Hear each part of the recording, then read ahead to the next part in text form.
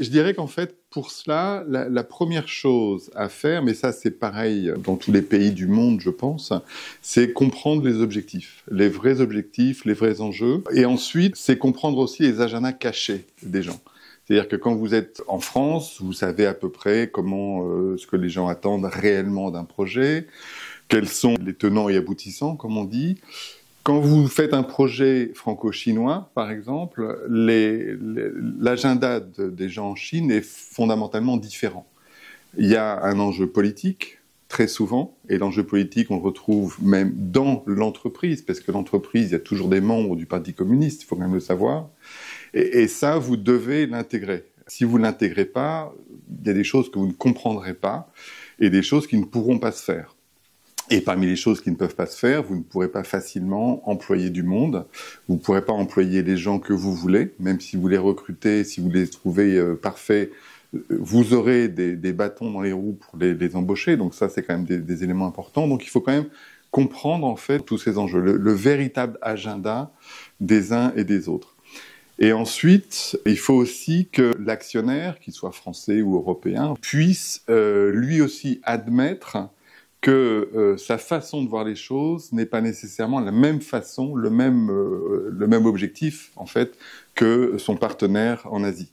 Et souvent, en fait, quand on dit, voilà, moi je mets tant de millions sur la table, que ce soit des dollars ou des euros, quand je mets tant de millions sur la table, je m'attends à ça, ça, ça et ça.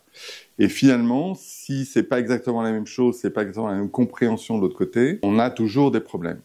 Donc, le rôle du dirigeant sur place, c'est de comprendre l'agenda caché, encore une fois, c'est de le faire remonter aussi auprès de l'actionnaire, qui finalement est le payeur, et donc, in fine, le responsable du projet, et faire en sorte qu'il l'accepte ou qu'il transige, et voir en fait sur quoi il faut négocier, sur quoi il faut avancer, quels sont les points incontournables et les autres. Voilà. Ça, je pense que c'est le véritable enjeu de ces gestions qu'on peut avoir à l'étranger.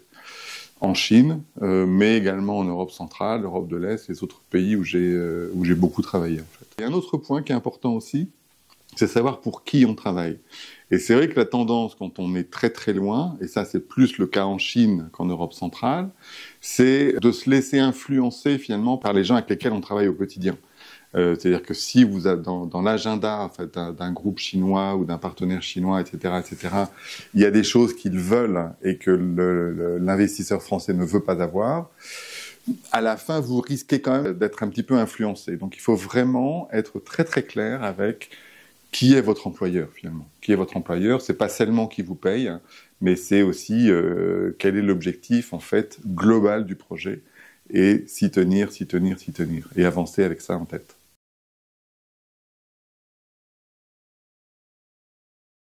Alors l'adaptation aux cultures, c'est un point de fond. En fait, la plus grosse difficulté du management, de transition ou pas, à l'international, c'est la compréhension de la culture et l'adaptabilité à ces cultures. On dit toujours qu'en Chine, il ne faut pas que les gens perdent la face. C'est vrai, mais d'un autre côté, quand vous voyez un paysan en Bretagne ou en Savoie, etc., il n'aime pas non plus perdre la face. Donc, il y a des choses qu'il faut comprendre, il y a des choses avec lesquelles il faut jouer, mais on ne peut pas non plus, en fait, abandonner sa façon d'être, sa façon d'agir, sa façon de raisonner, etc. Il faut garder sa culture, garder ses valeurs, ça c'est quand même hyper important, et travailler en intégrant quand même les autres perceptions, les autres traductions de la culture. Au Japon et en Chine, par exemple, vous aurez rarement un non à une question. Mais vous avez des façons de savoir que la personne qui est en face, même si elle dit oui, elle ne sera jamais d'accord. Elle ne sera pas d'accord avec cette acception. Donc il faut tourner ça, il faut trouver une autre façon, pas uniquement de présenter, mais une façon d'arriver en fait à l'objectif, parce qu'il y a des points de blocage, en fait, et ces points de blocage, il faut les identifier. Et l'adaptation à la culture, c'est ça, en fait. Et puis, moi, il y a un aspect que je trouve très, très important, c'est de comprendre la religion des gens. Moi, j'ai ma propre religion, je veux pas faire d'évangélisation, mais ma religion, j'y tiens, ce sont des valeurs auxquelles je tiens, et il y a des valeurs dans d'autres religions qui sont extrêmement importantes, utiles, agréables aussi, et en fait, on peut très bien relier ces différents aspects. Et quand vous vous adressez aux gens au fin fond, en fait, de leur âme, quelque part, vous avez un terrain d'entente, en fait. Et ça c'est important, et ça marche avec beaucoup de religions. J'ai travaillé au Qatar, par exemple. Cette religion aussi, la religion du Qatar, elle est fabuleuse, à condition de la comprendre, de l'accepter, et de percevoir, en fait, les éléments fondamentaux. Un autre point qui est important dans la culture, c'est la compréhension et l'acceptation de la RSE. Quand j'étais en Chine, la dernière mission longue que j'ai eue en Chine, ça va être en 2015 ou un truc comme ça, les Chinois ont décrété qu'il ne fallait plus jeter ces déchets dans les rivières. Bon, ça paraît hallucinant, c'est en 2015. Et dans l'usine où j'étais, les gens disaient « mais c'est incroyable, ça va augmenter nos coûts ». Et je lui dis oui, mais premièrement, en Europe, aux États-Unis, dans beaucoup de pays, c'est comme ça déjà depuis une vingtaine d'années. Et si on continue en fait à polluer les rivières, etc., où on va? Et ça, c'est aussi un long cheminement. Et ce cheminement, il faut vraiment le faire passer, le faire comprendre en fait. Alors ça, c'est juste un exemple au niveau de l'environnement, mais tout ce qui est gestion des relations avec les autorités, enfin. Tout cet environnement-là, en fait, il est relativement récent, il faut vraiment se battre. Moi, j'ai beaucoup travaillé pour des groupes français, et en tout cas européens, dans ces pays d'Extrême-Orient et autres.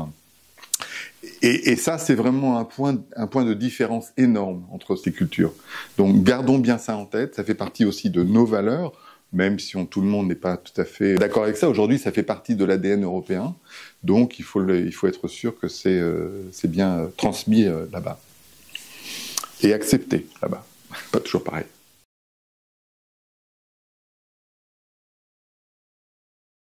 Alors, je vais vous citer 2 exemples. Le premier exemple, c'est au Qatar. C'est en fait une société qui était dans un business model que je connaissais, parce que j'avais travaillé chez Saint-Gobain, c'était un business model qu'on avait chez Saint-Gobain, etc. Donc, je connaissais très bien. Au Qatar, il y a eu un embargo, donc en fait, les produits avaient d'énormes problèmes. Et on m'a appelé pour aider en fait le dirigeant de la filiale qatari, c'est en fait un groupe de Dubaï, mais c'est la filiale qatari, qui était également le fils du fondateur. Donc, on disait l'embargo, l'embargo, l'embargo. Et comme si l'embargo, en fait, pouvait tout expliquer.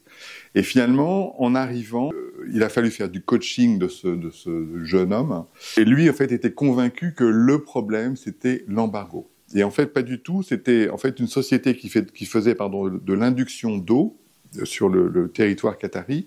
Et eux n'avaient pas vu, en fait, que l'induction d'eau depuis les réserves, on va dire, était complètement saturée. Donc, toutes les canalisations étaient déjà faites. Ce qu'il fallait ensuite faire, c'était distribuer l'eau, en fait, depuis les points centraux vers les habitations, les usines, etc., etc.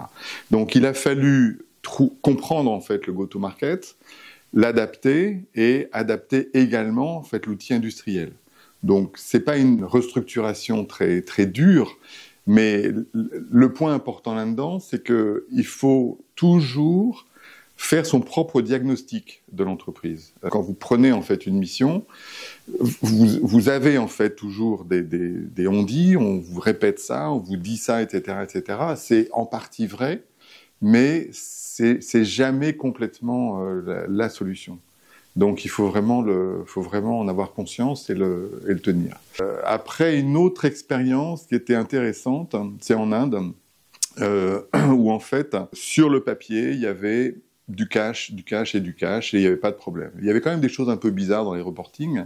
Et quand je suis arrivé en Inde, en fait, mi-avril de cette année-là, on n'avait pas de quoi payer les salaires à la fin du mois. Alors qu'en principe, on avait largement de quoi faire. Donc, le système français aujourd'hui les procédures de sauvegarde, etc., ça n'existe pas en Inde, ça n'existait pas, je ne sais pas si ça existe maintenant. Impossible d'avoir un prêt du siège, impossible d'avoir un prêt bancaire, etc., etc. Vraiment, le droit dans le mur. Donc, la solution, c'est d'aller voir les fournisseurs en leur disant, écoutez, je ne peux pas vous payer à la fin du mois, et en plus, j'aimerais bien que vous m'aidiez.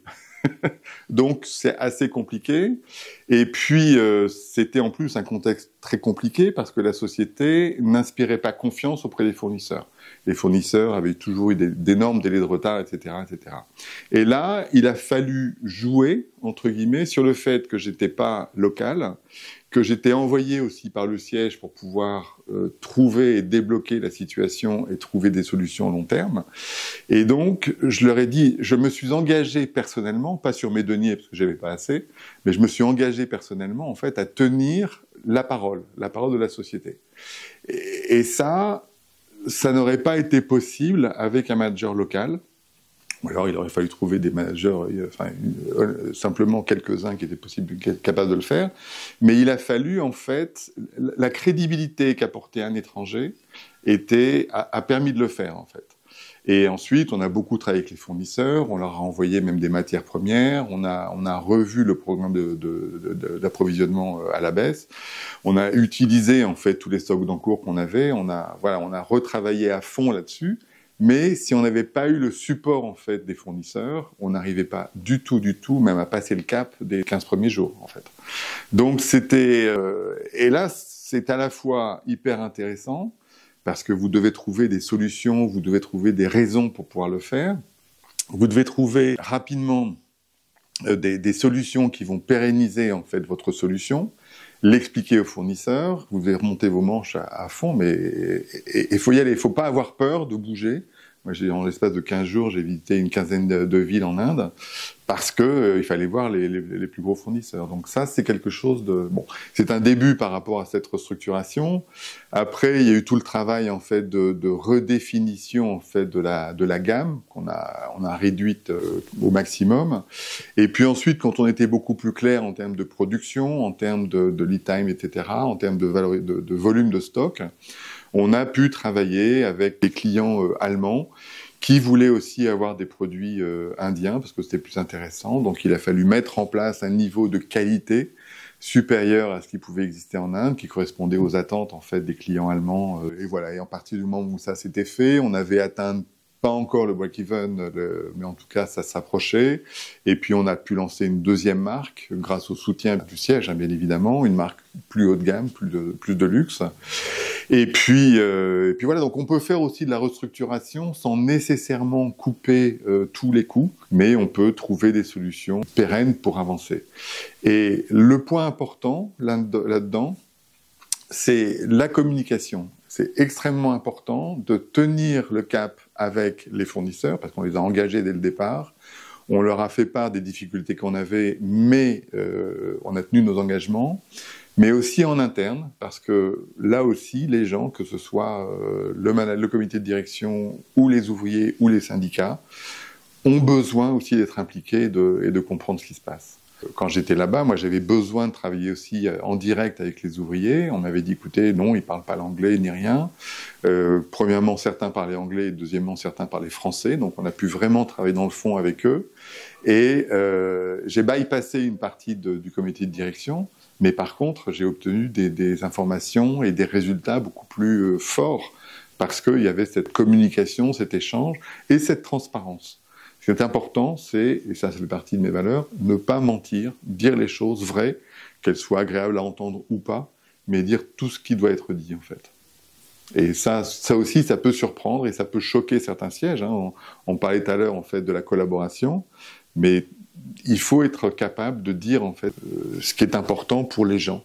En fait, on travaille toujours avec des gens. Ce qui fait tourner l'entreprise, c'est les gens. C'est pas seulement les capitaux, il faut les deux. Mais si on ne travaille pas avec les gens, on a quand même beaucoup de mal à avancer. Je crois.